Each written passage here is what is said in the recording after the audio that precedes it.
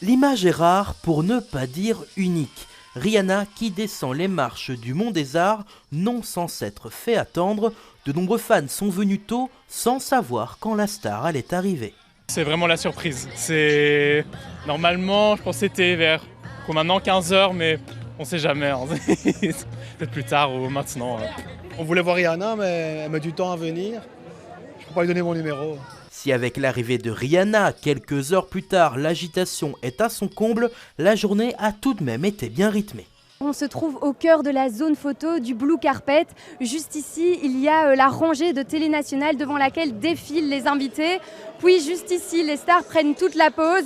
En fond, on peut observer plus de 300 personnes qui sont là dans la fan zone dans l'espoir d'observer leur star préférée.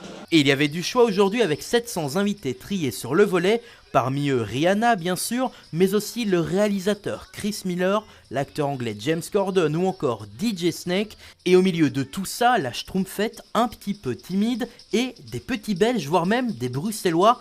La famille de Peyo a bien sûr fait le déplacement, mais aussi Oscar and the Wolf et la danseuse Jenny Bossenge, bien connue aux États-Unis. Je suis super contente, on est à Mont des Arts, je suis belge, j'ai grandi ici et voir qu'il y a un événement comme ça avec une big star comme Rihanna qui vient, ça fait super plaisir, surtout qu'on est tous fans. Le fait d'avoir ça ici en Belgique, l'avant-première mondiale, avoir Rihanna, c'est juste légendaire. Franchement, j'ai hâte que ça se passe bien et que ça met en fait en avant, enfin, correctement la Belgique au niveau artistique. Des Belges, il y en a aussi dans le casting des voix françaises. Virginie Hoc interprète le personnage de Moxie. Alors Moxie, c'est un personnage très militaire qui va aider les Schtroumpfs à retrouver le grand Schtroumpf. Il n'y a pas de palabre, elle va prendre les choses en main, elle est très cascadeuse, elle est militaire complètement. C'est pas tout à fait ce que je suis, mais je crois que c'est l'avantage des Schtroumpfs, c'est qu'ils représentent tous les tempéraments et tous les caractères qu'on pourrait avoir. Bruxelles a donc vu la vie en bleu aujourd'hui.